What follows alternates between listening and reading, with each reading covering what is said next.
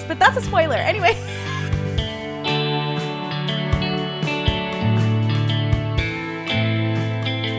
Hello, and welcome to Superpal, aka the Mystery Spotcast, a show where two recovering Supernatural fans subject themselves to a rewatch. My name is Ollie. I use any pronouns, and you can find me on social media at OllieFresh. It's fresh with a PH. And my name's Klaudia. My pronouns are she, her, and you can find me on social media at Klaudia says, K-A-L-U-D-I-A says.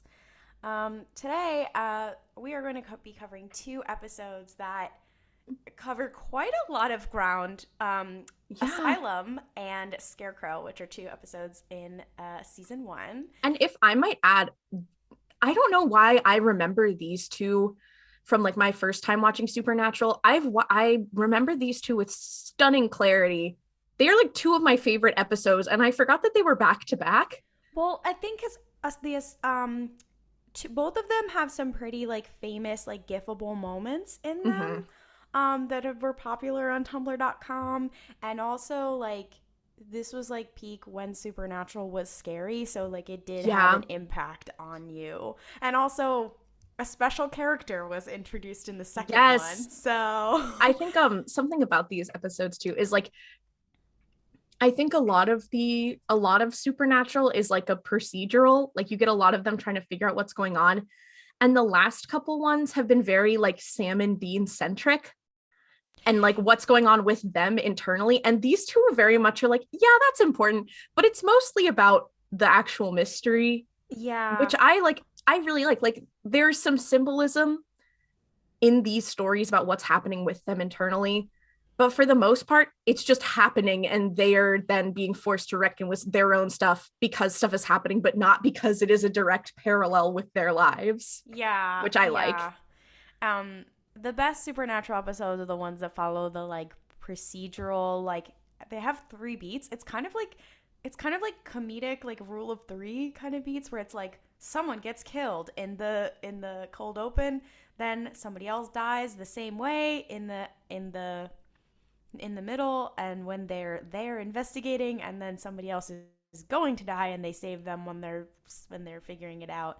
And along the way they have a little emotional moment about them as people and brothers, and they're like, so anyway, and you're like, wait, hold on. And that's what the best episodes are like. And that's kind of how the first one is actually. Quite a lot. The second one is like, let's do that, but also throw in some crazy other. Yeah, no, there's these I will say, these are also, I fear I might just be a neurodivergent and an adult, because when the episodes have too much going on in them, I'm like, I don't know what is happening right now. But these ones are very straightforward. They're very simple, and I like it. Yeah. And I just have there's some iconography in them. They do. But I do have two specific, I have a couple pieces of beef. Oh, I mean, I think these are not flawless episodes by any stretch, but they are iconic. No. Dare I say camp? I mean, that's what makes it Supernatural. So this episode is called Asylum, and obviously with season 1, we are getting into all of the typical horror tropes. One of them being the most ableist and insane asylum, because we're starting out strong. I will say, like, in terms of insane asylums being used and like sanitariums being used in horror, this is by far one of the one of the most ableist, because spoiler alert, it does turn it around and talk about, instead of it being like, oh, the people were crazy, it talks about like the horrors of the medical industrial complex. I was like, that's very and of like slay. Mental health care. Like, I think it's not the worst they could have done. It still has a lot of issues, but I think a lot of it is like, it was like 2006. So Yasin slay of them. I might call this episode the ACAB episode, because basically this is one of the first cases of a demon well, it's not one of, maybe in lore it's one of the first cases of a ghost being like, maybe I think cops should die. Yeah. And so the thing, it opens, they're at the deserted Roosevelt Asylum in Rockford, Illinois, and there's 2 cops and they're like in front of the gates, and they're like, oh, some kids must have broken in, and they look around inside, and they, of course, they do the thing, which is let's split up, and you're like, don't do that. And then there's a part where there's a padlock that has been broken in, and one of the police officers, one is black and one is white, which I'll get into in a second. The white police officer, he goes in to like the formerly padlocked area, and then something weird happens to him, and he comes out looking a little fucked up, and you don't know why. And then it cuts to them like driving away like perfectly fine, but then it like zeroes in on the white police officer's face that like there's something fucked up, other than him being a cop. And you know, yeah, he comes out, and it's very funny because one of the officers like, hey dude, where were you? And the white officer's like, it's fine. Like, clearly he is not well. And it is like, if that was someone that I knew well, which later we find out they were buddies, because this is like a smaller town. Yeah. It's so funny because I'm like, if my friend came out and said that to me and had made that facial expression, I would be like, immediately something is not right with you. Well, as Dean says later in the episode, maybe you should watch some more horror movies, and then you would know what you would do. And that is why, if that happened to me, I would know, because I watch Supernatural and I watch horror movies, and I know what to do if my friend was like that. That's one of Dean's better lines. But yeah, so another cool and fun thing, another bad, much like insane asylums, another bad trope in horror is like the black character dying immediately. That does not happen in this, which is really good. It's kind of an L that they're both cops, but you know what? Yeah, this is exciting. The one person of color in this episode doesn't die. Good job, Supernatural. We love the bare minimum here. Yeah, we love the bare minimum. And so basically, then you have it cuts to the white police officer. I believe his name is Walter Kelly. He goes home, and his wife is like in bed, and she's like, oh, I'm so sorry. Like, I'm so sorry. You're still mad about whatever, because he's like not talking to her and not looking at her. And then he like turns around and shoots her, and then shoots himself. Which, not to get a little real or anything, but police officers committing domestic violence is not that uncommon. Like 40% of cops are reported to have participated in domestic abuse. Yeah. Like it's not good. So yeah. It's almost like it's upsetting, because I don't think that that's the point it was trying to make, but it is the point that it made. Yeah, well, the interesting point here was that like they didn't try to say like, oh, that's really out of character, that he was a good person. They say it's out of character because like the person who knew him, it wasn't just like people around were like, oh, it was out of character because he was a nice person. It was like the person who knew him really well, which was his partner, was like, no, like him and his wife were fine. It wasn't like in a previous episode where we did bring this up, where there was like outside bystanders being like, I didn't see anything wrong, which is exactly what happens with domestic violence all the time. It was like somebody close to him was like, yeah, he has a fine relationship with his wife. That is weird. Which technically could still happen, but it was a little less than like, oh, he's an upstanding member of society and he did that. They didn't do that, which is good. Yeah. Because if it was just a cop killing his wife, unfortunately, that would not raise any alarm bells. Yeah. And unfortunately, I think the other thing too that this show loves to do is like commit, and again, it's a horror show, so you can't be like, oh, there's violence in it. Obviously, there's going to be violence, but I feel like there are a lot of times, and this is a problem with like horror as a genre and as it goes in terms of relying on tropes, but there are so many instances where there is just stark, seemingly random violence against women that can be deeply upsetting. And especially because a lot of the times it is less like, oh, the monster is chasing her, and more like, oh, the monster took over her husband and her partner and had him shoot her, which is just, it feels like a lot more real and a lot more tangible than a lot of other things. And it's just, it's deeply upsetting in certain cases, and I feel like this case is definitely more so than a lot of others, because it was so like, she was like, babe, aren't we going to talk about, like, you're not talking to me still? And then from the camera angle switches to like outside of the house and we just hear 2 gunshots, and I'm like, that is, whoa, it's just so upsetting. Yeah, it's yeah, and that's like the opening of the episode. Yeah, it's like, so you're in for a we're in for a great one. Then that being said, like, that is by far the most like upsetting part of the episode. I would say the rest of the episode's actually pretty good. Yeah, it's fine actually. And so it cuts to Sam is basically talking to a bunch of their contacts, being like, Oi, have you seen me dad? Oi, mister, you me dad. Basically.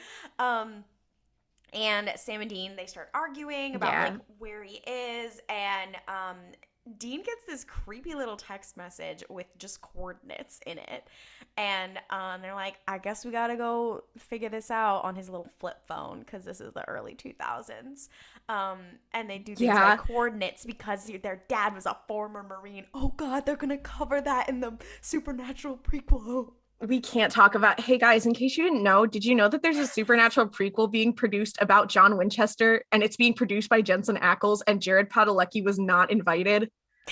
And then they had beef about it on Twitter, and it was the funniest thing that had ever happened to me. Like seeing Jared Padalecki be like, wow, you think you know a person, publicly on his Twitter. Like, it is one of the biggest examples of me being like, this should have been a text. Like, you did not need to tweet this. Honestly, between that and the Destiel being canon Tumblr meltdown, 2 greatest moments in Supernatural. It is like, it is the equivalent of the Lord giveth and the Lord taketh away. I don't know. I felt like the Lord gaveth twice. Up runneth over. Chuck gaveth twice. Get Chuck out of here. I'm not thinking about that man right now. Anyway, so basically they go to Rockford and they speak to the other cop, the one who is alive, who's the black cop. His name is Daniel Gunderson. And he's like in a bar, basically wearing a jacket, a lot like Dean's. It's very funny. And Dean goes up to him and is like, I'm a local reporter. And you're like, sure, Jan, okay. I'm so sorry. The idea of you seeing Dean Winchester and being like, he looks like someone who knows how to type a paragraph. He looks like someone who meets deadlines for a daily paper. Like, girl. Sam and Dean, they play good cop, bad cop on the cop. They have a whole thing. This scene is kind of iconic. Walks up and like calls Dean, and this is another reason that this is kind of an iconic episode, is that like Sam walks up and like calls him a dick or whatever. Well, like, yeah, because they're trying to build rapport basically with the guy. Because Dean walks up to the cop and he's like, I'm a reporter, and the cop's like, I'm just trying to get a drink, dude. My partner like literally just perished. Like, he just killed himself and his wife, and that is messed up, and I don't want to talk about it. And Dean's like, well, come on, dude, I need to know. And then Sam walks up and he's like, hey, dude, get back. What are you doing? Like, this guy is an officer of the law. And then Dean's like, and you're like, sorry. Sam, you're like, Sam, no, you're not Blue Lives Matter. And then Sam like buys him a beer. And then it cuts, I'm obsessed with this shot. It cuts to like Dean sitting outside in the car, and Sam walks out, and Dean's like, so did you get anything? And he's like, I got a lot of stuff from him, actually. And I'm like, Dean is like, you didn't have to play the part that well. And like, Sam's you didn't have to push me that hard. And Sam's like, move over, Jared Leto, because no, Sam Winchester was method acting. Oh. So the cop basically tells Sam that his partner, they chased these kids into this one part of the asylum, the South Wing. And the funny part is that then it goes to that they find in their dad's journal that some kids disappeared in the South Wing of this asylum in 1972. Just like flipping through, I guess, they find this. And well, someone says something about this. Okay, this is also very funny because someone says something like, Sam says something like, oh yeah, it happened in the South Wing. And Dean's like, the South Wing, that sounds familiar, and finds it in the journal. But what I'm obsessed with is the idea of him just being like, the South Wing, like that is not an uncommon thing when talking about large buildings or like structures like that. Yeah, but So Dean is like neurodivergent and a minor, and he goes through the journal all the time. That's what I'm saying. No, because you're right, because that was exactly the point I was going to make. I agree 100%. Yeah, because he's like, I go through that all the time because I'm obsessed with it. And I remember a mention of the South Wing. Oh my God, he has a photographic memory. Dean Winchester. Yeah, Dean Winchester, you are crazy, and I'm obsessed with you. Yeah. So basically, they go to the asylum, and they're like, this looks a little fucked up here. And they're like, okay, there's something in the South Wing, and they track down this current day psychiatrist, James Ellicott, whose father, his name was Sanford Ellicott, was the chief of staff at the asylum. This is another moment God. that I must speak about. Not the actual moment itself, but seeing it pronounced Ellicott does make me feel upset. And I will tell you the reason for that. God. For those of you who are not native to the DMV area, which is the DC, Maryland, Virginia area of the United States, there is a place called Ellicott City. Oh, and it is pronounced Ellicott. So seeing it pronounced Ellicott, I'm like, my elitism jumped out. To be fair, that is how I felt when Jack mispronounced Ahsoka in like season 12. I was like, yeah, I've become toxic. Just so you guys do know, there is a point in which a character does. What's funny, there's a character who does watch Star Wars, The Clone Wars, the television show, and mispronounces one of the characters' names, which is very funny because if he was reading it, I'd be like, okay, that might be how you pronounce it. But like, he's watched the show and it's indicated that he's watched a lot of the show, and he still pronounces one of the main characters' names wrong. So, you know what? That's kind of a power move. So they go to this therapist. They go to this, and it's specifically a psychiatrist, and this is where I have my beef. Because they go to this psychiatrist, and his father was this chief of staff, and so they're like, okay, we need to find out more about this guy. So Sam's like, I'm gonna pose as a patient and find shit out from Dr. Ellicott about this. And he goes in, and he's like he's gonna have a normal appointment, whatever. And he's like, oh, Ellicott, I'm kind of a local history buff. Like, are you related to the doctor who is the chief of staff there? And can you like tell me about it? Whatever. And the doctor is like, I get it that you're neurodivergent and you have clearly a special interest and whatever, but it seems like you're avoiding the point. So you need to tell me, like, and like he talks a little bit about himself and whatever, and he's like, oh, I'm on a road trip with my brother. He's like, and you need to tell me about your problems with your brother. And you're like, whoa, first of all, this therapist is very aggressive. And then second of all, I do find it funny that he's like, yeah, obviously he's neurodivergent, whatever. But I also love how it is a psychiatrist and not a psychologist, because like if anybody who's had a psychiatrist knows that like a psychiatrist is there to like prescribe you medication, and so they're not the person who's like, let's unpack your traumas. They are not doing like an intake with someone who just randomly rolled into, like, you have to get sent to a psychiatrist. Like, you need to be like, you have to be referred for in most cases. Yeah, what's also your health insurance? I was just gonna say, do Sam and Dean have health insurance? No, they were gonna pay out of pocket because they do credit card scams. That is okay. That is so funny. So I already had beef because I was like, this is the psychiatrist, the psychologist versus psychiatrist thing. And basically he does get the information out of them, but it is funny because he then stays in there for a very long time, clearly talking about how much he hates Dean.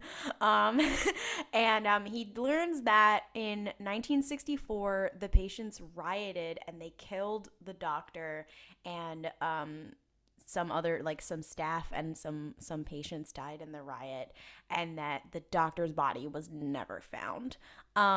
So the boys are like, well, we know what that means. And they return to the asylum. This is what is really funny to me about this part. So Sam and Dean leave the psychiatrist, and Sam is like saying like, oh, here's what I found. And Sam is like, we'll go, and Dean's like, we'll go back tonight. And I'm like, why don't you go now? You don't need to go at night. Yeah. But then we cut to like these two teens, and it's like boyfriend, girlfriend, and the boyfriend's like, oh my God, like, let's go see a ghost. It's just like being in a movie. And I'm like, is everyone in this town stupid?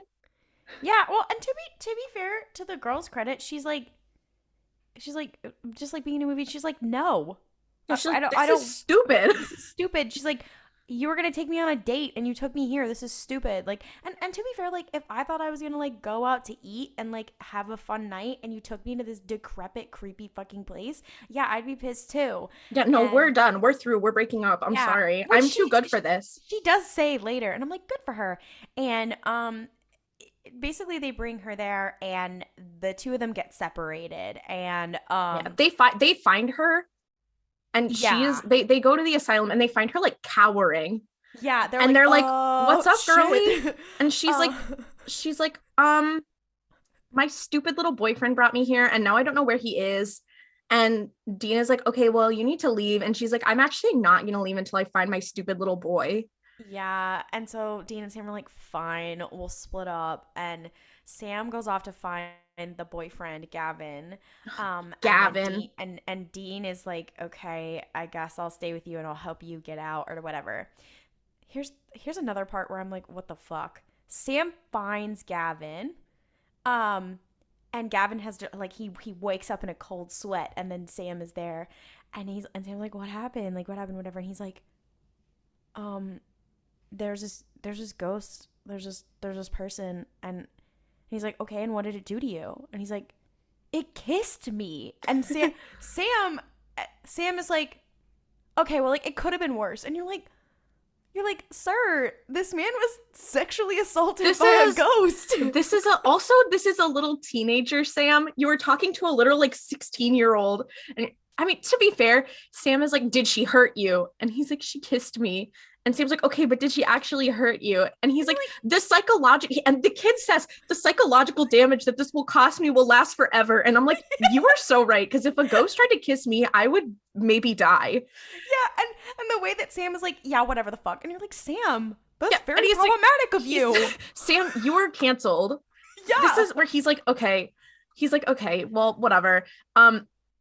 Did it try to hurt you? And he's like, no, it didn't try to hurt me, but it did like try to whisper to me. Yeah. And Sam's like, what did it say? And he's like, I don't know. I ran away. And I'm like, I'm like, so true, buddy. So true, Gabby. Yeah, like this kid is just like traumatized. Sam, what the fuck? And basically Kat gets separated from Dean, the girl, and she gets trapped in a room with another ghost. And Dean, like, he can't open the door. And Sam gets there, and Sam is the smart one. So Sam is like, I think the ghosts are trying to communicate with us. Oh, also because earlier a ghost tried to attack the both of them, and they shoot it with rock salt and whatever, but they realize like, oh, it wasn't trying to attack us, which is really weird. Like, it wasn't being aggressive. Like, what's up with that? And then he talks, and then he hears about how the ghost tried to whisper something to Gavin, and then he's like, okay, wait, I think the ghosts are trying to tell us something. I don't think they're malicious. And Dean and the girl are like, what the fuck? And so he's like yelling through the door, and he's like, you have to face it. You have to face it, and whatever. And this is another problematic part of the episode, because they have the ghost who is the ghost of a patient who was there, who is quite disfigured in some way. So it's like, you have to face it. I'm like, somebody who has a facial deformity? I'm like, oh, whatever. I'm like, yeah. It's not trying to kill her. I mean, it is scary because it is a ghost that popped out of somewhere, but they do pull the horror thing of like, oh my God, they're horribly disfigured. And like the whole thing is that like, you have to face it. And you're like, oh, this is very problematic. Like, they really could have also just made him look like just like a guy who was like ashy because he was dead, like because he's like a ghost, Ring or something. But they really were like, why don't we make it about ableism? And again, like, here's the other thing too, and I'm trying to view this show through this lens of like, I know that it sounds crazy to say like, oh, it was a long time ago, because like it was like 10 years ago, like it's not that long. Well, oh my God, it was almost like 20 years ago. It's not to say that it's good, but it's also like, I can't expect any better. Yeah, I think it's very much like I am also looking at it through, at the time, what was the genre doing, and at the time what was horror, and like there was still a lot of reliance on really old and like harmful tropes that people, especially like the mainstream media and mainstream creators and average people, didn't realize how wrong it was. Yeah. Whereas obviously people who it affected had been shouting it for how long, but it just, because now we have so much more access to information and so much access to hear from people. Yeah. We know now that it's kind of uncool, but at the time it was not, that knowledge was not at the forefront. So that is how I am trying to view it. Yeah. It's still upsetting, but I'm like, yeah. As far as things go, the other thing too is this gentleman like did have a facial deformity, but it also looked like it may have been caused by some sort of blow that killed him. Yeah. Like, so I think that might be why it is more scary, but it's still like, oh, like, come on now, really. But the point of the scene is that he leans in to whisper something to her and to tell her something, and so they're like, there's like this suspenseful moment, and they're like, can she get out? And then she walks out, and she's like, he whispered something to me, 137. And then Dean and Sam are like, oh, that's a room number. And basically they go to find the room, and Dean's like, I'm gonna go find it. Sam, you get these two out of here. And Sam's like, shit, we are trapped. And he basically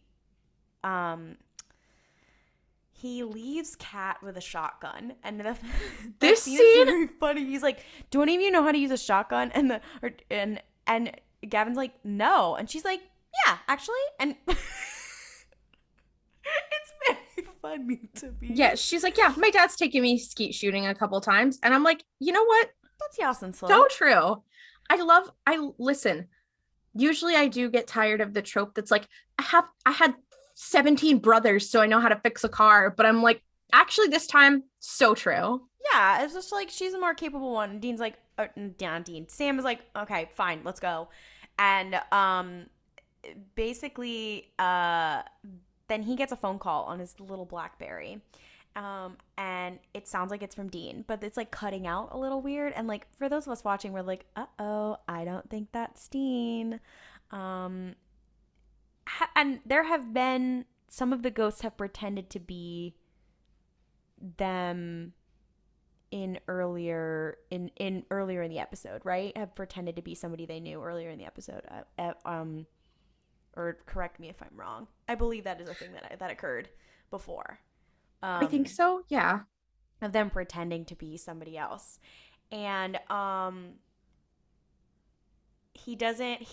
the phone call is like, oh, meet me in the basement, in Dean's voice. And he goes down, he doesn't find him, and what he does find is the ghost of Dr. Ellicott, who then grabs his face and is like, I'm gonna help you, and then like fucks him up. Yeah. And Dean, while he's running around, the real Dean, while he's running around, he finds Dr. Ellicott's journals, basically about his creepy little experiments on disabled people. And he had these he had these theories that like if you provoke extreme anger in them, they'll rage out all the mental illness, basically. No, because I've heard that's true. That's a joke, by the way. I know for a fact that is not correct. And he finds Sam, and he's like, listen, this guy was crazy fucked up, and he like provoked anger in these people in order to because he thought that was a thing. And so he turned this place into literal Lord of the Flies. And but Dean like Dean is like, uh-oh, this guy might be a bit of a freak. Uh-oh. So also Dean looking at this journal, this is something I love about TV shows, and I don't know if it's just me who doesn't get it, but what I love about TV shows is when characters look through books, but they're flipping it obviously too fast for the watcher to read the books or to even process what's going on. So Dean has like this face while he's reading it, and I'm like, am I supposed to understand what's happening right now? Like, damn. And you're like, oh, he's gonna explain it later. And but I've unfortunately every single time it happens, I'm like, gee, I sure hope they explain this later. Yeah. And of course they do, but every time I'm like, what if they don't explain it? Shit, do I need to pause and zoom in? That happens to me every time. So true. Oh my god. He finds the two kids, and that Sam has left them, and he's like, what the fuck? Why are you still here? And they're like, we couldn't get out, so Sam left us here with a gun. And he said that he responded to you on a phone call. And Dean's like, I did not call him. What the fuck? And they're like, where'd he go? And he's like, and they're like, to the basement. And he's like, fuck. I go to the basement. He goes to the basement, and I was like, yeah, let's go to the insane asylum basement. And he finds him in the basement, and then he finds this little secret tunnel, and which is the hidden procedure room where all the very horrible experiments are carried out. And the whole time he's like explaining to Sam, he's like, so here's what get this. In this journal, there's all this crazy stuff in this journal. I think we gotta find this secret little room, because that's probably where his body is, because the police never found his body. Yeah. And they're like, he's like, he does the thing of like, oh, I hear air coming through, so there has to be like a secret entrance or whatever. I know, it's giving like Prospector licking his finger to see what direction the wind is coming from in the mine shaft. Yeah, and they have like kind of cheesy sound effects that they put on it to be like wind being like it's exactly how it's so it was like okay, also full disclosure, when I watch these episodes, I do watch them at 1.5 speed. So first of all, every fight is so funny because it looks like they're like going so fast. But also this sound effect in 1.5 speed is like like it's crazy. I watch it while I'm playing Pokemon Go, and I did receive a gift from somebody who's a friend on Pokemon Go, like from the internet, whose username was Winchester, and I was like, haha, that's so funny. You're like, oh my god, Dean is sending you a gift as he's going through it in this asylum. I'm like, oh my god, Dean, what's your starter Pokemon? Quickly. And basically, like, so he's like explaining this stuff, he's like finding the door, whatever, and like Sam is like standing there like silent and like having a fucking moment. And basically Sam is like under the influence of this doctor, and he confronts Dean, and like he starts to have like blood coming out of his face or whatever, and he's like pointing a shotgun at him, and he's like, I'm not gonna take your orders anymore. And he's like, is that an order? And Dean's like, I mean, it's like a suggestion. You like should maybe put your gun down. He's like, yeah. He's like, maybe no. He's like, maybe you shouldn't kill me. I would really not like it if you did that. Dean is really pulling through anger management classes. He is pulling through. He is going through it. He is like, okay, so what I'm feeling, I'm trying to phrase it into an I phrase. I feel like it would be better if I didn't get shot by you. Like, not to make it sad or anything, but he's used to doing that with John.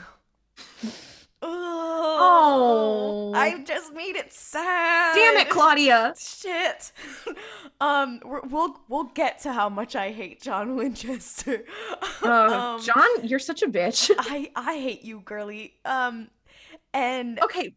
What also is very funny about this scene is that they're standing there and Dina's like this. Sorry, Klaudia, I'm stepping on your toes by saying what happens next.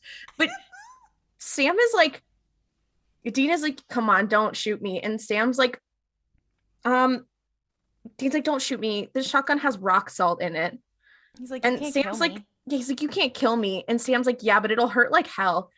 And you're like, I did. So here's something funny. I did some research. It definitely could kill you. Oh yeah, if you hit someone point blank range. It was literally at point blank range, and he shot him through a wall. Like, yeah, that could fucking kill you, Dean. Like, maybe because you're God's special little boy, you got to live, but like, yeah, no, but dude, I mean, canonically, yes, that is the reason. I know. I'm like, talk about fucking. He has literal plot armor. Like, I mean, until there's a rusty nail. Until there's a rusty nail.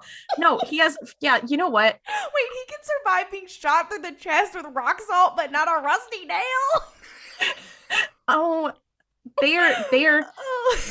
You know what? Maybe New God just was not a fan of Dean Winchester's the problem, I fear. Then Jack was like, actually, I still have some beef. Jack was like, and another thing. Spoilers.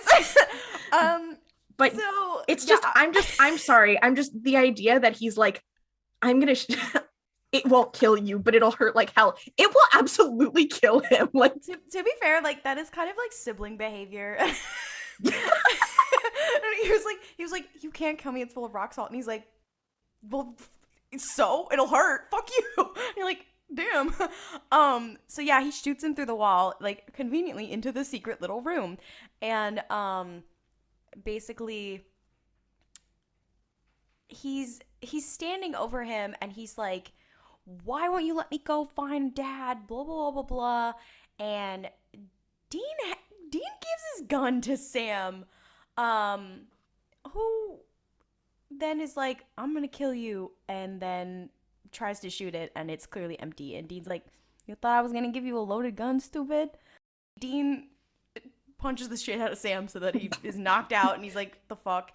And so he's like, "Okay, I gotta handle this myself." And he looks through the room and he finally finds the doctor's corpse, and it's stuffed in a cabinet. And this part is also very funny to me because he opens it and then he's like, "Ah, I could have dropped my croissant." And he's like, "There's a dead body in there." And I'm like, "Okay, but when it was closed, you could have smelled that." Yeah, Like, absolutely. I'm like, I mean, to be fair, they are in a decrepit it's also been they're in many years, I a guess. decrepit sanitarium. It's been like 20 years. It's been more than 20 years. It's been a long ass time. Yeah, it should be This like, it did not smell like anything, I like guess, just dust. yeah. And also like there was a riot where a lot of people died, so like the whole building probably does smell like a little bit like death. Yeah. Well, that's why. Yeah. So he like jumps back, whatever, and so he's like, "Fuck this guy," and then he like he's gonna salt and burn the body, and then the ghost does show up and tries to kill Dean, and there's this thing that Dean always does that makes me laugh, which is that instead of just like lighting something on fire, he throws his whole lighter in there. And I'm like, damn, this man must go through lighters constantly, and they're like nice ones. And he throws his lighter on there, and he burns up the corpse, and then finally the ghost disappears, because that is how supernatural lore works. The part that Claire pointed out to me, my partner Claire, was that the ghost lore in Supernatural is really inconsistent, because how did this one ghost get these? How did the ghost get these crazy powers? They never explain that. Like, how does he have so much power? I mean, bad vibes. Yeah, I guess. Listen, the power of bad vibes is very powerful. The power of bad vibes of the medical industrial complex. So true. Oh my God, it's almost like he's an avatar of the way that people talked about, mental illness and mental health. And exactly. Yeah, and in that moment, that's when Dean is like, "You know what? Again, Dean says ACAB again. And he's like, "You know what? Fuck the system. Fuck your life. Bing bong." And it's right after this that Sam like wakes up from getting it and is like, "Huh? What happened?"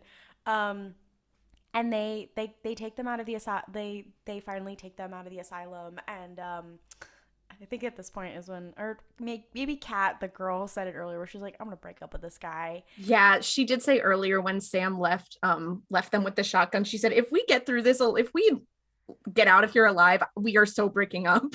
Yeah, and you think the episode is over, and then you're like, something else is going to occur, because they go to a motel, and then the next morning they're asleep, and we get Dean sleeping shirtless once again. We win, and they're asleep, and Dean's phone starts ringing, and he doesn't answer it. So Sam's like, "Oh, fine, I'll answer it," and he answers the phone, and it is his dad's voice, and he like pops out of bed, like, I mean, he's like, "Dad?" And then the episode ends. That's actually another classic, like, iconic Supernatural moment of Sam popping up in bed going, "Dad?" Yeah. It is to be the end of this episode. I will say, for the first time in a while, it actually did make me be like, "Ooh, I should watch the next one." Like, yeah. I actually wanted to see what was going to happen. I was like, "Oh, you almost got me there, Supernatural. Almost dragged me back in with your little schemes." Oh, also, we had a Star Wars reference. Dean talked about Yoda. Yoda, known LGBTQ ally, which is, hey guys, I'm not kidding about that. That is canonical information. That is a canonical fact. Yoda is canonically an LGBTQ, not only like, "Oh yeah, cool with the LGBTs I am." No, he is canonically like, "Yes, I love you guys. Look at my gay child." Like, that's literally, that's canonical in Star Wars. It is canonical. Read the High Republic, guys. Yeah. Another cool cultural reference other than Yoda Stan Midnight Horizon, is Dean says like, "Hey, I'm this reporter from the Chicago Tribune." Oh, that's also another thing. We said he was from a local paper. He did say he was from the Chicago Tribune. And he says he says he does this in both episodes, actually. He does this in the next episode that we're going to talk about, where he gives a name and he doesn't say, "Oh, my name is Nigel." He gives a full name that is the name of a famous person in a band. And you're like, you don't have to give your last name. Why'd you give your last name? Is it just because you're like, I'm a fan? But then everybody you meet is like, that's a real person. It's very funny to me. He also mentions and does a little reference to The Sixth Sense. He also, when he says, "Sam, who do you think is a hotter psychic? Patricia Arquette, Jennifer Love Hewitt, or you?" That's another reference to the fact that Arquette plays a psychic in Medium, and then Jennifer Love Hewitt was in Ghost Whisperer, and those shows were like competing with each other at the same time. This is like some like network television like crossover lore that somebody has beef. Yeah. And then Sam also mentions the Amityville horror and the Smurl haunting. So they mention a lot of shit here. They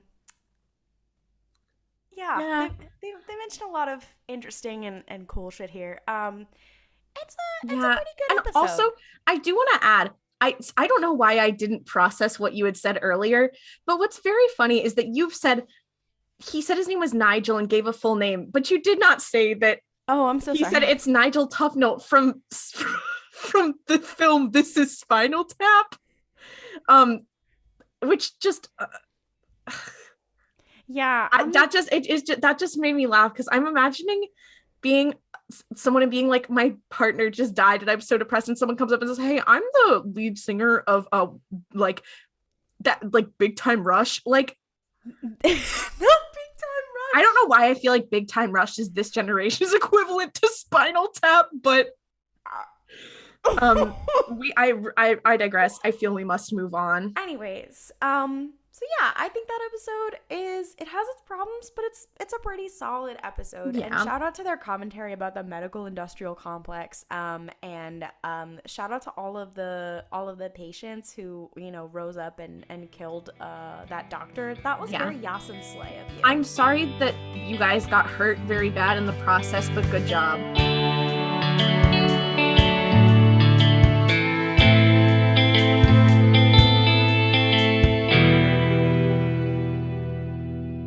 This is an episode of Supernatural that we're going to talk about. It is episode 11. It is called Scarecrow. She is a silly little guy. This is another episode that I remember, this episode is kind of a banger. I have my beef with it, but unfortunately, I fear it is not because it is bad. It is because I am... No, it has much like the ableism in the last one, and this one has something quite problematic in it as well. Yeah, to anyone who, to any pagans out there listening, I apologize ahead of time. For all of Supernatural, to be frank. Yeah, to be fair, but this episode too. To be fair, all things considered, this is not as big of a slight as it could have been, but it's still not good. Yeah, there are worse ones. Yeah. Were we talking about the one where it was like them eating people?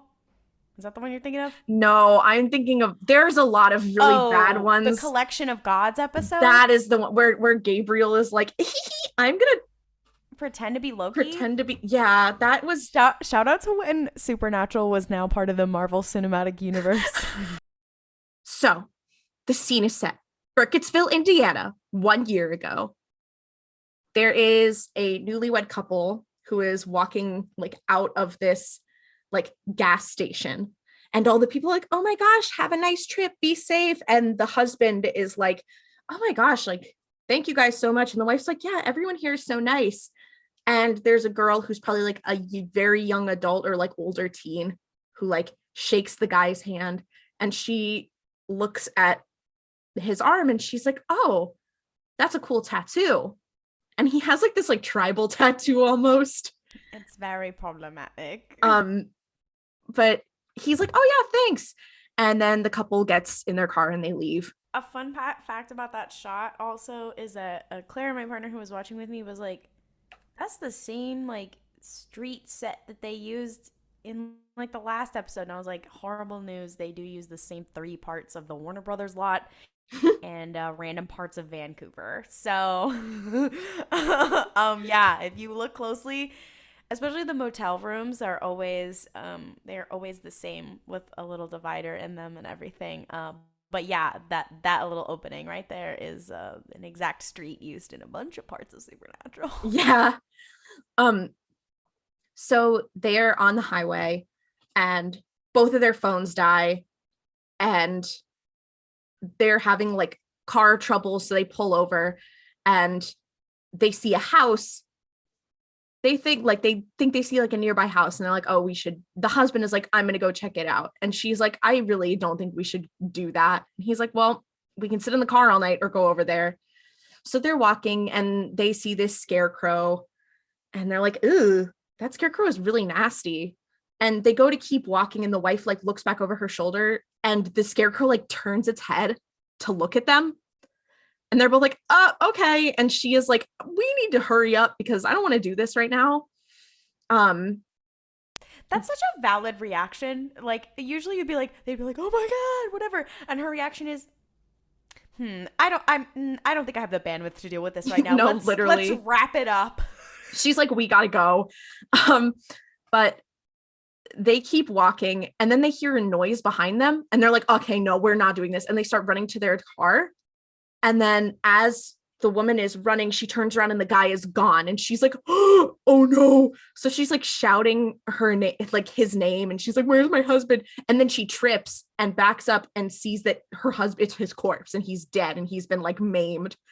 And then a huge a huge shadowy figure appears and she screams and then it cuts. And it's like Supernatural. Title screen. Yeah, another fun part of this is, and this is another thing my partner noticed, was that like this orchard of trees, I don't even think that they are apple trees. I don't know. They are apple trees. Botany. They are apple trees. So they are apple trees. But yes. The other thing was like, were they bearing fruit in April? Because later on they tell us that it is April. But I think it's the wrong time of year for there to be random apples strewn on the ground. Were there? Yeah, there weren't apples in the trees, but like for set dressing, they like put some random apples on the ground. And my partner was like, no. It is the wrong season. No, apples are not until the summer. That is also, no good. Especially not like on the ground.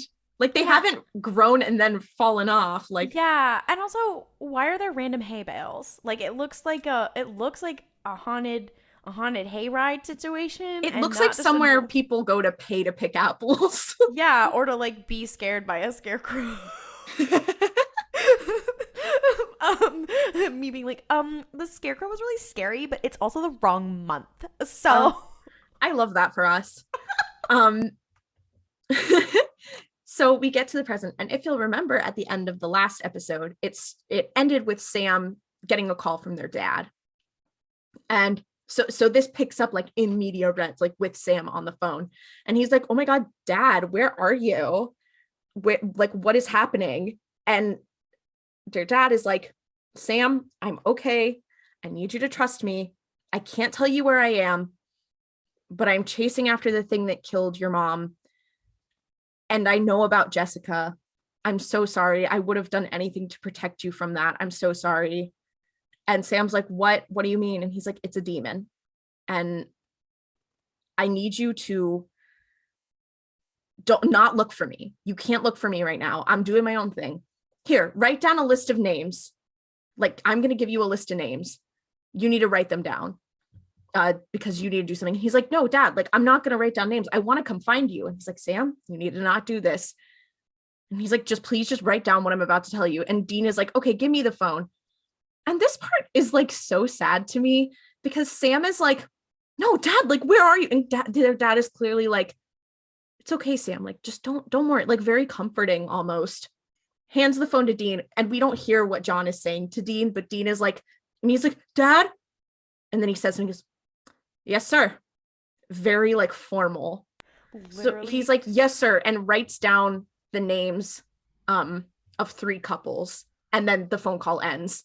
Literally, I had the same thought that you also texted me when you watched this, which was like, oh my god, Dean entered his Order 66 era. No, he did like, his good soldiers follow orders. Like, it was, he had his wrecker moment. It was so, no, it was so sad. Like, it is just, there are so many parts in this episode where Sam and Dean are arguing over like, should they do this or should they try to go find their dad actually? And Dean is like, no, Dad gave us an order. And Sam's like, we are not soldiers. We don't need to take orders, dog. Like, it just made me very sad.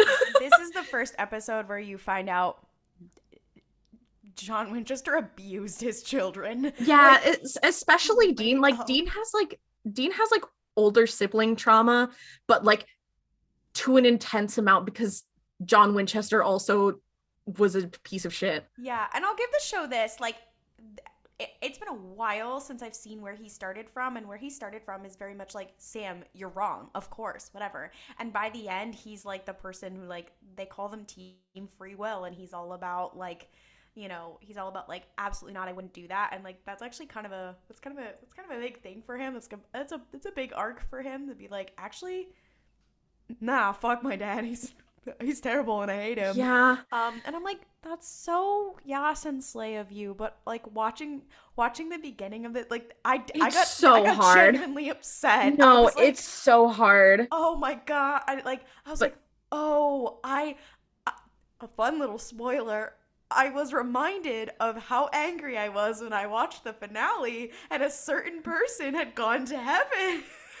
And I was like, no, I'll kill you, bitch. John Winchester, you are not seeing heaven. Not in my heart. But so they look at the names that Dean wrote down, and it is the names of 3 couples who disappeared over a 3-year period on the same day in April. So they're like, oh, this is like some sort of thing that happens every year at this same time. And they have this sort of argument where Dean is like, we need to do what Dad says. And Sam is like, no, because here's the thing. He didn't call from, like, we need to find him. And they're like, okay. So they start driving to Burkittsville. And as they are driving, Sam is like, no, because here's the thing. Dad called from a payphone in California. So I'm going to go to California and find him. And Dean is like, okay, like, well, bro, California or Sacramento is fucking large, but like, okay. Yeah, exactly. But Dean is like, dude, you are being so selfish because listen, Dad sent us on this job because people need us there and people are going to probably die if we don't go and do it. But if you need to find Dad, no, okay, fine. And Sam's like, all right, I'm getting out of the car. And Sam gets out of the car and grabs his stuff and is like, goodbye, and just starts like walking. And Dean's like, I'll leave without you. And Sam's like, yep, and keeps walking. And Dean's like, okay. I remember when I watched this for the first time and like I was like, oh my god, like we're not even that far into the series. The girls are fighting. It was literally like my heart was breaking into a million pieces, and then I had to watch it. I was like, oh my god, like it was crazy. And also it's a little bit of like when you're a little kid and you're like, I'm gonna run away, and your parents are like, okay then, you have fun with that, like, sure, Jan, whatever. And that was Dean with Sam. He was like, I'm gonna drive away, and Sam's like, fine. No, literally, I'm like, walk. I'm like, you guys are having issues. So Dean pulls away, leaving Sam on the side of the road. So then it cuts to Dean arriving in Burkittsville, and he pulls out his phone and he looks at Sam's number, and then he's like, and puts his phone away. He gets out and he walks up to this place that is like called like Scotty's, and he walks up to this dude sitting on a bench, and he's like, are you Scotty? And Scotty looks up at him and he's like, yep. And Dean's like, hey, I have these pictures of some friends of mine who went missing. Clearly, like, this is the other instance where he's like, this is okay. He says, hi, my name is John Bonham. And the guy is like, you mean like, surely, like, surely you don't mean the drummer from Led Zeppelin. Yeah, he says it straight up, and then he's like, Dean's like, oh, you're a classic rock fan. Cool. And then the guy's like, what can I do for you, John? And Dean like shows him these pictures of the couple, and we see like one of them is the guy who had the tattoo, and you clearly like see his tattoo on his arm. So just for the viewer, it's a nice little thing. But Scotty, who we did see in the episode, like in the opener, in the cold open, we did see Scotty talking to this guy. So clearly he is lying to Dean. We as a viewer know that. This is another moment where I was like, Dean, something's going on with you, because Scotty is like, oh, I've never seen them. And Dean's like, oh, okay. Well, thank you. Has anyone ever told you have a winning smile? And I'm like, Dean is trying to charm this man to get more information. And that is like, there is no, I've also been trying to watch this with like an air of like, is it just me looking at it because I'm a gay person and I'm projecting? But I'm like, no, that was like, there's no other way to interpret what he was doing there. And like he was also kind of being ironic and joking and being like, this guy is not he was smiling not at smiling all, whatever. But also like, why that phrasing? That is something that you say when you, that is something right. like when you're a like mean little gay person. Yeah, that was a mean little gay person moment. But also I'm imagining Dean being like, I'm going to say this and then he's going to smile and then we're going to have a conversation, he's going to tell me what he knows because I'm a charming, handsome little guy. I'm just so toxic because my brain, I just went, oh my God, Steve Bonnet would do this. Okay, because unfortunately I was thinking the same thing. So Sam, meanwhile, while Dean is off being a little gay boy by himself, Sam is still hitchhiking. He is just walking on the side of the road. I assume at least 6 hours has passed because it is now the daytime. And he comes up to this girl. This girl, I don't want to say anything else about her, but she is so perfect. I'm obsessed with her. She's blonde. She has like a pixie cut.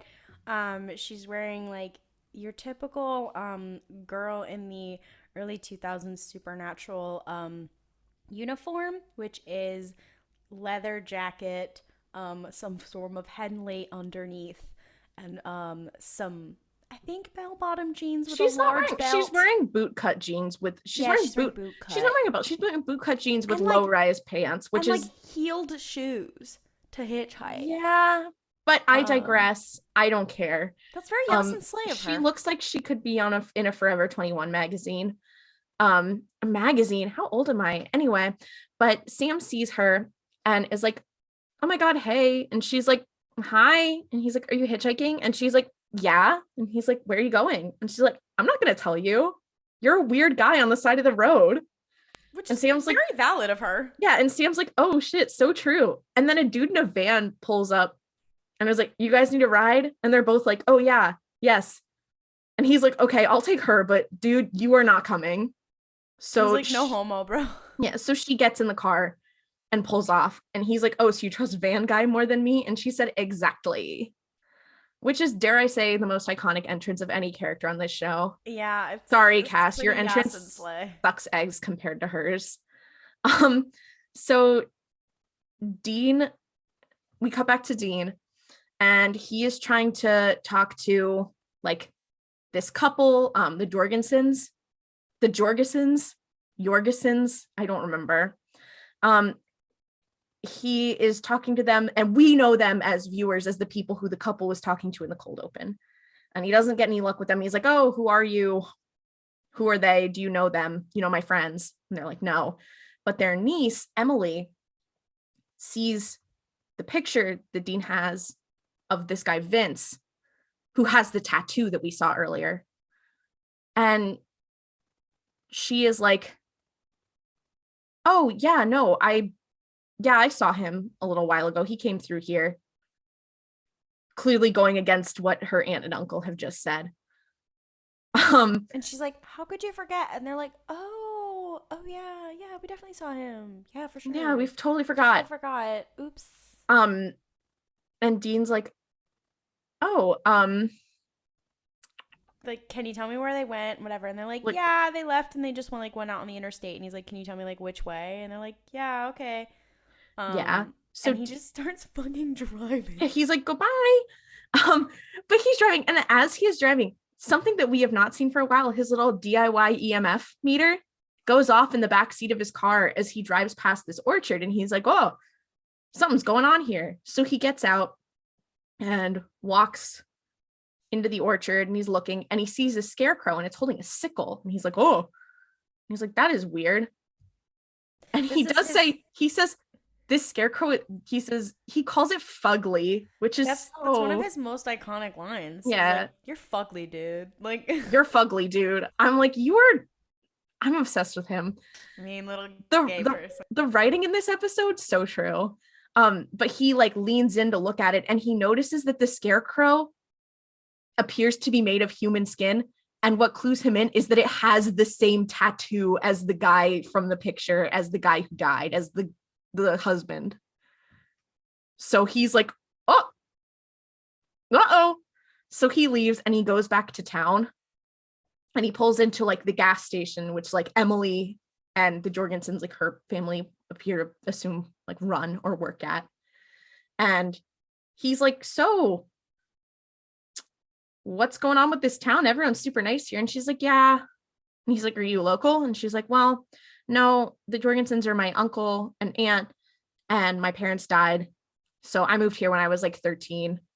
And it's really weird because this town is like blessed. Like they never have any issues. Like everything is perfect and everyone is so nice. They briefly mentioned the downturn of agrarian America and how everything is being taken over by like, yeah. You know, what are they? Are they in she Indiana? Says they're in Illinois. They're in Illinois. But she says like she does have a line where she's like, other people in like neighboring towns are getting their farms taken away and like losing stuff, but like, no, we're fine. And then Dean is getting gas put in his car, and he looks over and he's like, hey, there's a car in the shop. And she's like, oh yeah, it's just like a couple who came here. Their car is having trouble. So Dean's like, oh. Then we cut to Sam, who is at a bus stop trying to get a ticket to California. And the woman working there is like, there are no more buses. So Sam is like, dang. So he goes out to wait for the next morning for the bus. And the girl who he met earlier introduces herself as Meg. And she's like, oh my God, what are you doing here? And he's like, I'm waiting to go to California. And she's like, that is so crazy. Me too. I guess we'll wait together. I'm Meg, by the way. Meg, I'm obsessed with you. And those of us who have seen Supernatural before start screaming, crying, and throwing up. Yeah. Meg is my best friend. Meg is my wife. Meg is my everything, my honey, my sweetie, my beloved. My sonny, my sweetie. Oh my God.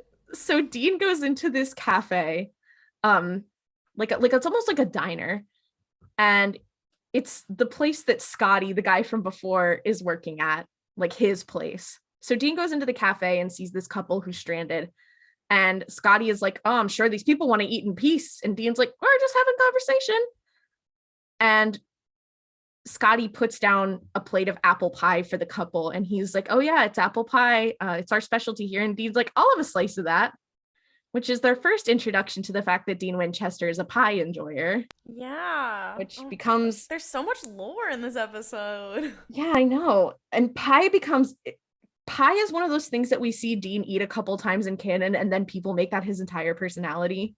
Well, and to be fair, like within the show, it starts to become symbolic of like times when he was happy, because you do find out later that is a thing that his mom used to make for him when he was a kid. And I think it's like kind of one of the only things he remembers because he was very young. Mm-hmm. And that's like a thing that he loves. And you're like, oh no, it's accidentally sad now. Yeah. Shout out to the final episode where they go have some pie before the rusty nail. Anyway. But Dean is like, oh, can I have a piece of pie? And Scotty just kind of walks away. And then he's like, can I have a black coffee? And what I love is the idea of like, I know Dean does not enjoy black coffee. That's just how his dad orders it. And he wants to look cool. Anyway, the couple is like, oh yeah, it's crazy. We stopped in and our brake line was like not working and we didn't even know, but he said he'd fix it. And Dean's like, oh, well, when will it be done? And they're like, oh, it's sundown. And Dean's like, Dean knows that that is not right. So he's like, hey, listen, like, I know a lot about cars. You guys, I can fix it. You guys can be up in like less than an hour. You might not be safe if you go out at night. Like, you should try to leave before. But that part was really funny to me because they were like, oh, like, it's okay. We'd rather like have a mechanic do it. And then he says like, you know, it's not very safe when you're out there alone at night. And like, he's trying to be like earnest and helpful, but he is neurodivergent. So he doesn't realize that the way that he is saying this, because he's not providing any details, does sound like he is threatening them. Like, he's like, it's not very safe at night. Like, after they like rejected his offer, you're like, bro, if someone said that to me, I would think they were threatening me. Yeah. But he's literally just neurodivergent and a minor, so he doesn't realize. And he does say, he's like, you know, Sammy normally handles this. Yeah, he literally says, you know, my brother would give you this smile and you'd believe me. And then the fucking sheriff walks in. And the sheriff is like, dude, I don't know what your deal is, but you need to leave town. Which is like, it's not quite legal. That's not really what the police do, but okay. I mean, what are the police are doing something they're not supposed to do? That's crazy. Yeah, not Dean being profiled. Oh no, this is such a hard time to be a white man in America. So then we cut back to Sam and Meg, and they're talking. And she is like, yeah, I've just got like issues with my family. And like, they had an idea of who they wanted me to be. And that's just not who I wanted to be. So I'm going to go and like do my own thing. And like, I gotta go my own way. Literally. Trust. She's everything. Anyway, you're done. But Sam, she's saying like, I've just got these issues with my family and like they want me to be someone I'm not, so I'm leaving. And Sam was like, no, like I completely get that. That's kind of how I am with my brothers. He has this idea of me and it's not really who I am. Then it cuts back to Dean and it is nighttime and we see the couple from the diner walking around through the orchard because their car gave out. And they're like, oh, we just got it fixed. And then the Scarecrow gets up and starts chasing them and they are running and they are about to get got. And Dean rolls up with a shotgun and is like, and he like starts fighting it and she shoots it and nothing happens. But then they run back to Dean's car and they're standing in front of the car and then the Scarecrow disappears. And the dude's like, who are you? And he's like, what was that? And Dean's like, don't ask. I can't. Just don't ask. Yeah. Is this... Did you hear that? Yeah. At what point does he go to the community college? That's right after this. Oh, okay. Never mind. Yeah. Ignore me. So then Dean calls Sam and Sam is like, what? That sounds crazy. And Dean is like, yeah, it is crazy. You should have seen this couple. I'm willing to bet it was a fertility sacrifice because it's always a couple that gets sacrificed and they were like fattening them up. Like it's probably this is Dean being kind of smart at this point. I know. He's like, okay, it's always at the same time every year. And he's like, he's always at the same time every year. It's always a man and a woman. And they're clearly, they're getting some prosperity from it. So it has to be a pagan god. Yeah. I'm like, interesting. Which I'm like, Dean, you're so smart. I wish the writers were as well, because here we enter our anti-paganism moment. It's a lot. It's a lot. But Dean is like, listen, dude, I'm sorry that we got in a fight. You should go do your own thing. And like, I admire that you always stood up to dad. And Sam is like, oh shit, really? And Dean's like, yeah, go live your life. He's like, I can't be gay, but you can. It's too late for me, Sam, please. Also, this is kind of like a really genuine conversation for them. And like Sam at one point, he's like, like Dean doesn't like get it out, but like basically he says sorry or whatever. And like I did like genuinely feel an emotion at this part. But also knowing what happens at the end, Dean being like, you gotta just go and live your life, and I totally understand that. And that ends up kind of what happens, him living his life Stop. We can't without keep Dean. doing this. And I was like, oh, wait a minute. Now I'm sad. Dean meets with a professor from a local community college, and this part, as a child who was obsessed with Norse mythology, does make me feel deeply upset. And I do feel sorry for any pagan out there who, worships or has any connection with Norse gods, because this is a hot mess. So Dean meets with this professor, and he's like, is there some kind of like god who might be like local to the area or something? And the professor's like, there's not a lot of pagans in Illinois. That's not really a thing that is like big here. And Dean's like, okay, well, what about immigrants? And he's like, oh, well, there's a lot of like Scandinavian immigrants. Let's look through this book. So he looks through a book, and Dean sees something that looks like a scarecrow. And Dean's like, that kind of looks like a scarecrow. And it does look like a scarecrow. But the guy's like, I guess, which is funny. But then he is like, yeah, this is the veneer or the vanier. But he says it. Well, veneer is, I think, the way you're supposed to say it, but he says it wrong. Yeah. This is before Ahsoka. This is mispronouncing something once again. He says like vanier. No, he says like he says like veneer, or like he says it like no, really he says weird. it. I think he says it right. No, he doesn't, because I remember during the episode being like, it's veneer. Oh, but so he says it, and he's like, oh, the vanier, and Dean like reads this thing that says like, according to the books, it gains its energy from a sacred tree.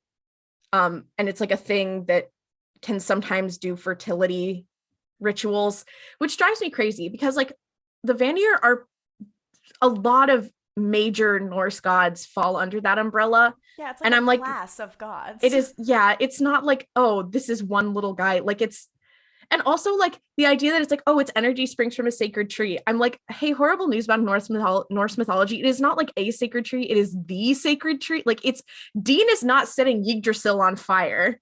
Like that would be very Yasin Slime. But technically he kind of did. We can't get into this. He did kill God. Anyway, so Dean goes to leave, and the sheriff is like waiting right outside the door and knocks him the fuck out. Then the townsfolk are discussing what to do with Dean, and that the Vanier's angry with them, and the sacrifice must be made.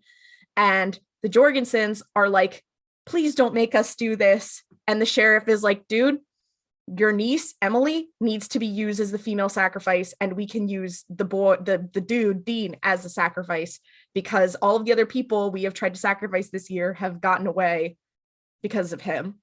So then it cuts to Sam, and the bus arrives to go to California, and Sam is like, I can't go to California. I've got to go to Burkittsville. I've tried to call my brother like 4 times, and he has not answered like for 3 hours. It is not like him to ever turn his phone off, which I love.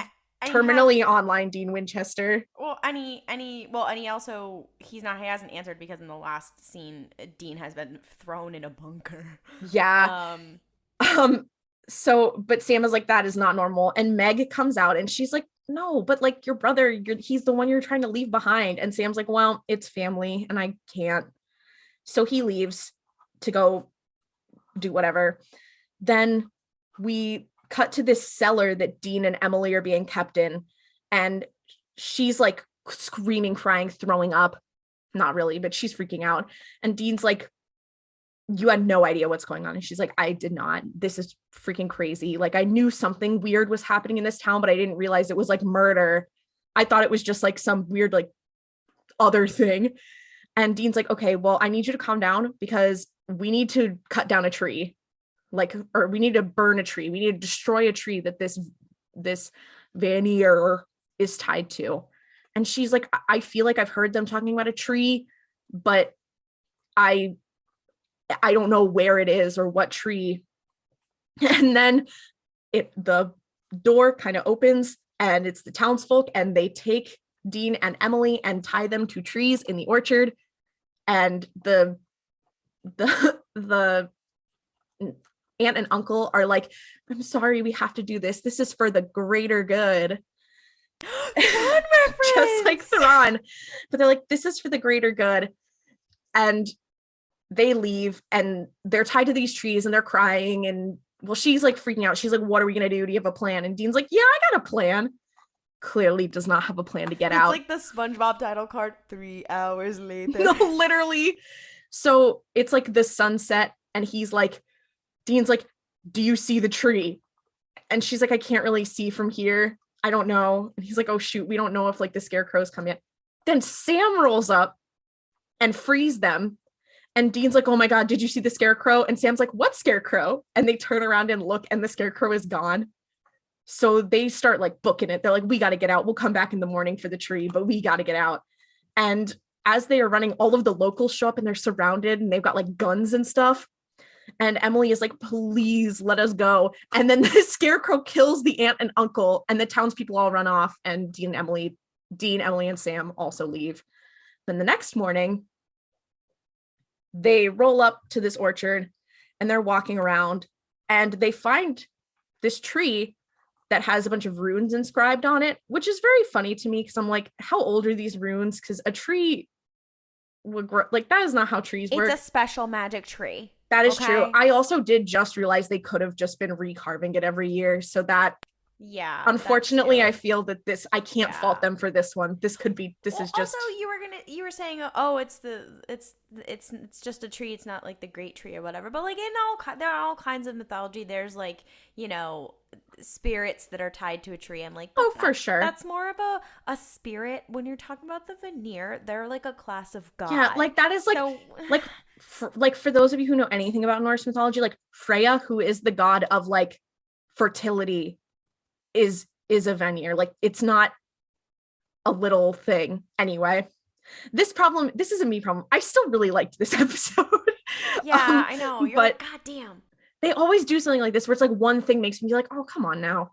But they find this tree and Sam sprinkles gasoline on it and Dean lights a stick on fire and is about to throw it in. And Emily is like, can I do it? Because fuck my family, am I right?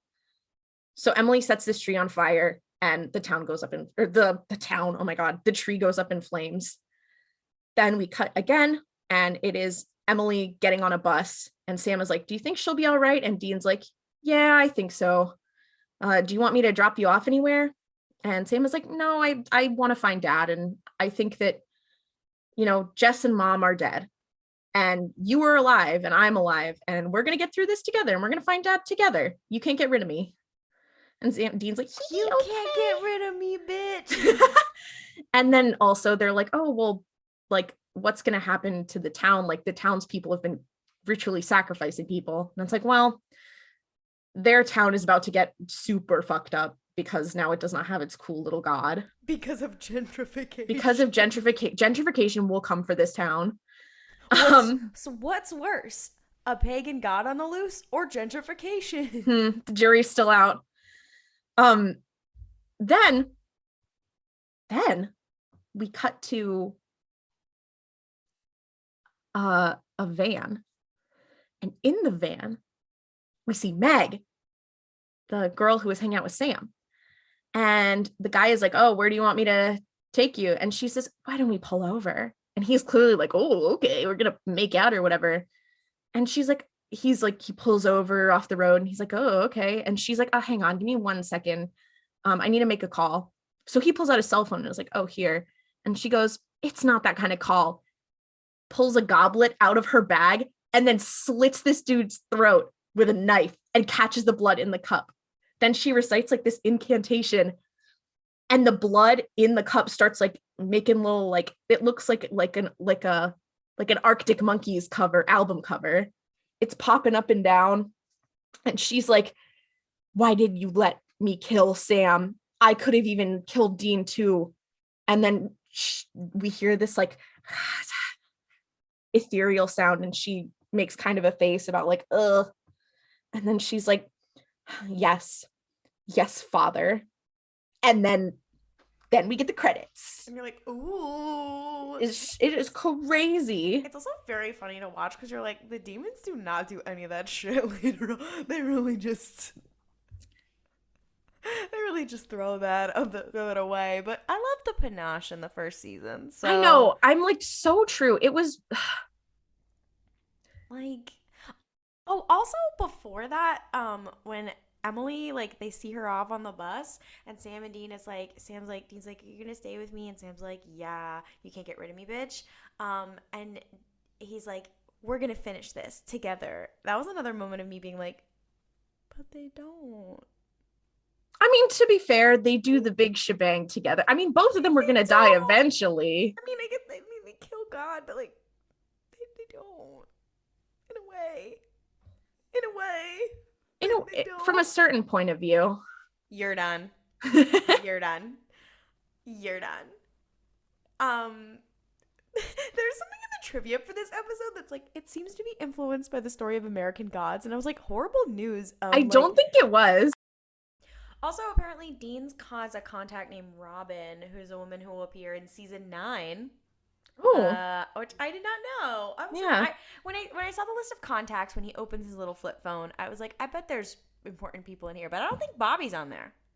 He's not calling Bobby. But this is one of those things. Like, I know why Bobby is not in the earlier seasons, but I'm also like, why is Bobby not in the earlier seasons? Because like literally, Bobby, girl, we need problems. If we need anyone's help right now, it's fucking Bobby's. Bobby could have fixed this. Yeah, they're just like two little guys struggling. They really needed Bobby. Like. Damn, Bobby, guys, I just realized, I'm like, oh my God, I can't wait till we see cast. I think Bobby is my favorite character on this show, and I cannot wait for us to actually get to see him. I love him. No, literally, here's what I'll say. This is kind of like when I talk about how The Rise of Skywalker is my least favorite Star Wars movie, but there is like one moment in it that does make me cry like a little baby. There is the finale of Supernatural is horrible and terrible, but there is one little moment that does make me cry like a little baby, and it is the moment with Dean and Bobby with the beers, and I'm like, oh. I think Bobby has one of the best scenes in the show, and if you've seen the show, you probably already know what scene I'm talking about. Which one? The one where he kills his dad, like the flashback. That was killer. That scene is fucking amazing. Blackbeard moment. Bob Beard. Hey, do you remember when people shipped Bobby and Crowley? Yeah, and that's very us and Slay. Not Crowley being Steve Bonnet. The gentleman king of hell.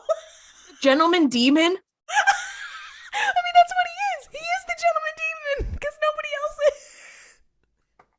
is. Is there a crossover of Supernatural and our...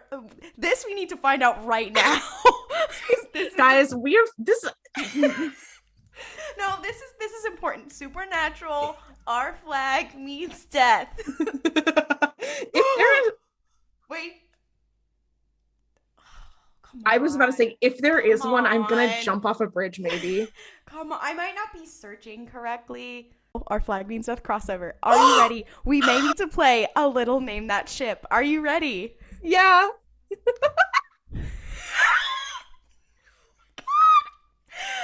You're really not going to see this one coming. So for our listeners, on our other podcast, RuPaul's Pod Race, we have a very popular segment called Name That Ship, where we bring in fan fiction from Archive of Our Own, and we make our co-hosts guess what the ships are. And in Star Wars, that's crazy because there's so many characters. In Supernatural, you can't do that as much because there's not as many characters. However, since we are discussing our flag means death... Is this a crossover in AU? No. Hold on. So here's how the game works. I will be giving and as we always say on the other podcast, this is for the love of fan fiction. Please do not make fun of anybody or go look for this. This is a celebration of the medium. So the title of the fic is What Character A Actually Needed. Oh no! That may have given it away. It hadn't, but I'm. Okay, oh my God! So, this is a crossover between Our Flag Means Death and Supernatural. Character A / Character B. character N, character A, character B. Kink, aftercare, safe words, healthy relationships, healing, fix it, kind of. Not porn, just aftercare and kink education.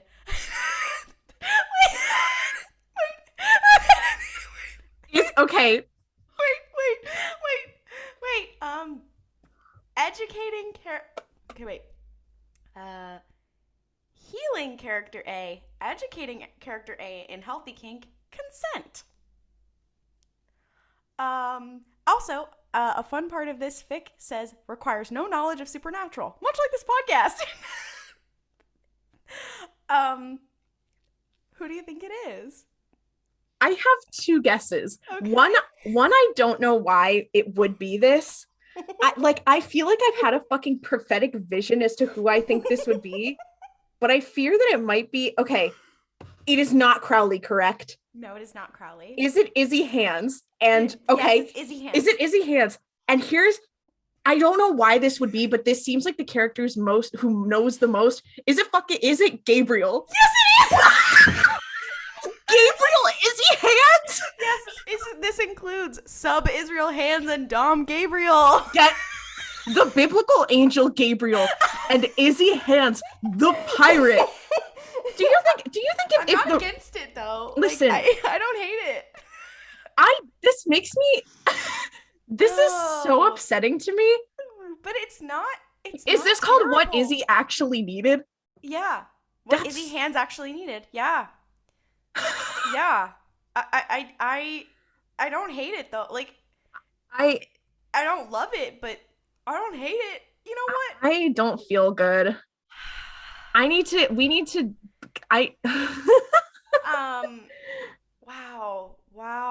Wow, that was of all the things to the person who's writing that.